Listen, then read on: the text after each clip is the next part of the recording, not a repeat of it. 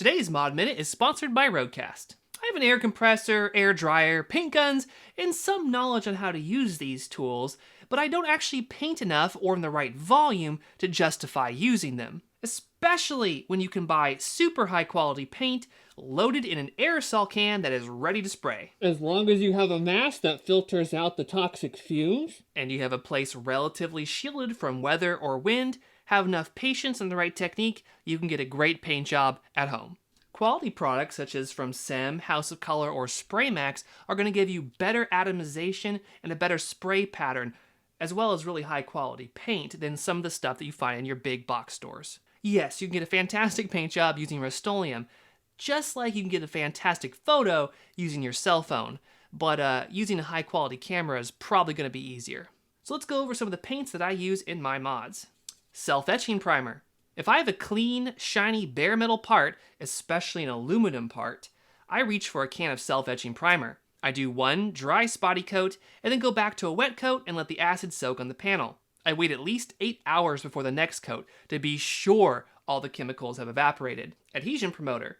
If I'm going to be painting plastic, like from a 3D printer, I start with a can of plastic adhesion promoter. Once the part is totally clean and free of dust and oil, I'll spray it with adhesion promoter, and immediately after, while the part is still wet, I go to my high build primer or my base coat.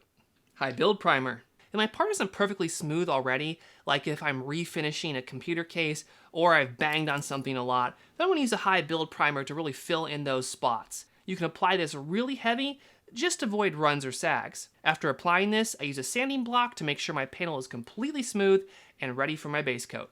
Base coat. Your base coat should be designed as a base coat, so check on the can or in the marketing materials, or call the manufacturer. This will have good coverage and is designed to stand on its own, maybe with a clear coat over it. I use solid black and white often, but sometimes I use something like this Orion Silver. I use a couple light coats and then come back for a final heavier coat. Orion Silver is much harder to apply than a solid color because of its metal flake direction, so if you're just starting out, maybe use a solid color instead. Top coat. The top coat paint is designed to go over a base coat paint, such as a pearl, candy, or a metal flake. Although technically House of Color does make pearls that can be applied and used as a base coat, I still like to use a base coat because I get better results with them. Now follow instructions you get from the manufacturer on when to apply your top coat. Most of the time it should be applied where your base coat is still tacky. Clear coat. This is where the magic happens. I only use a 2K clear, which means it has to be activated like a 2-part epoxy. This stuff is especially toxic, and you should be wearing a mask with cartridges designed to keep you from brain damage. You are supposed to apply this before your last coat is dry, and just go heavy from the start. Now again, it doesn't mean that you glop it on to the point where you get sags or runs. Just enough where your lines start to meld together and look like glass. There's going to be lots of little air bubbles as you go. Don't stress over those, they're going to settle out.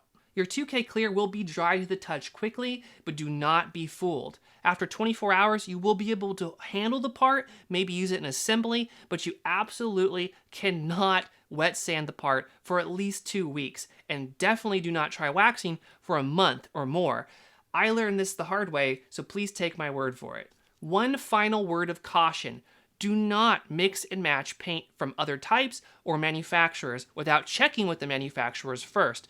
Not all paint types are compatible. Every paint that I've shown here today is compatible, and I use it in the process. So if you want to use these brands, go for it. It's safe.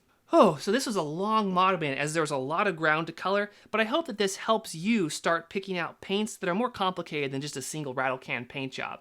Help others out by commenting below and recommending them your favorite aerosol spray cans and other painting tips. Thank you for watching, and thank you to Roadcast for sponsoring today's Mod Minute. Peace.